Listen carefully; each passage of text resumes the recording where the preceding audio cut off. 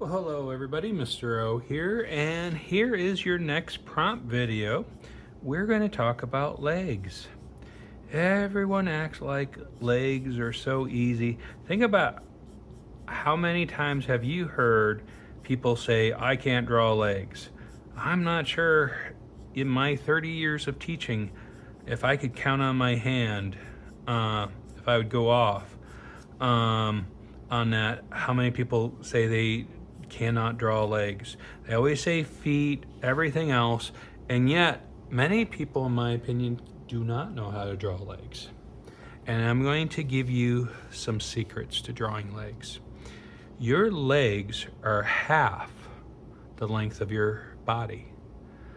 50% of your height comes from your legs. Now, here is the other thing. When we talk about measurements, and you notice I haven't given you any measurements, so I'm going to draw my hips, my pelvic bone. It will connect to the center of the pelvic bone, not the top, the center. And from the pelvic bone to your knee, your upper thigh, equals the knee to the ankle, not the foot, the ankle. So this part, this ankle, is right there. It's the same length. So it's important to know that, because just like the arms, we're going to want to do stuff with foreshortening. But just like the arms, you also need to understand that some legs, and I'm going to keep the same pose, and that way you can look at comparisons. Not everybody has muscular legs. Don't worry if you get your stuff off. And just like the arms, kind of a tube, and like the forearm, there's curve to it. And now I'm just drawing some base feet so you can understand. Things do not have to be muscular, but there are things that are universal. See right here where your knee comes in? Let me erase this guideline just so you can see this for a little bit. This is where we learn to draw the kneecap. And it could be just two basic lines. Could be a little side on the inside or a side on the outside. And you just draw the kneecap there. So when I erase my guideline, you just see a very basic knee. Could almost look like an arm too. And that's the point of them. And now, if there's some weight, I can start putting some weight and thickness, and I start coming out here before I add to the knee. I hope that makes sense. So let's just say this is just a bigger person. They're not muscular, they're just a bigger person.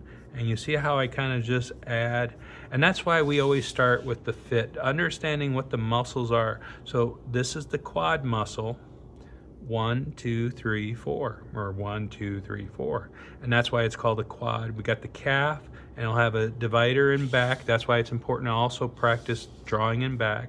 And like anything else, we're gonna shade. I'm gonna use my smudger, create some shadows in there, and then also start looking at foreshortening. So if I'm going to draw a leg, and of course I haven't done anything with feet, so I'm just going to draw this right here, and I'm going to basically draw a kick coming at you. And what you have to realize, if these lengths are the same, this kick isn't going to look right. So let's just finish drawing it out. And you can see how from the body this doesn't look right. But if I start to, I'm going to widen this a little bit, come out here and bring it down. I'm going to bring this leg down, and by bringing it up, the perspective starts to change, and it's starting to look like a proper kick. Now, if I draw a proper foot, but I don't want you to focus on that. And that kick looks more dramatic. It looks more real, because that's why it's called foreshortening, because we have to shorten a part, just like in the arm drawing we had to shorten a part, hence the term foreshortening. And of course our next video, which I'll do on, if you're wondering why I'm kind of keeping things on the same paper, I'm just trying not to waste paper. I'm also not trying to waste your time by having to shade each paper. I'm hoping you guys will follow through with that on your own.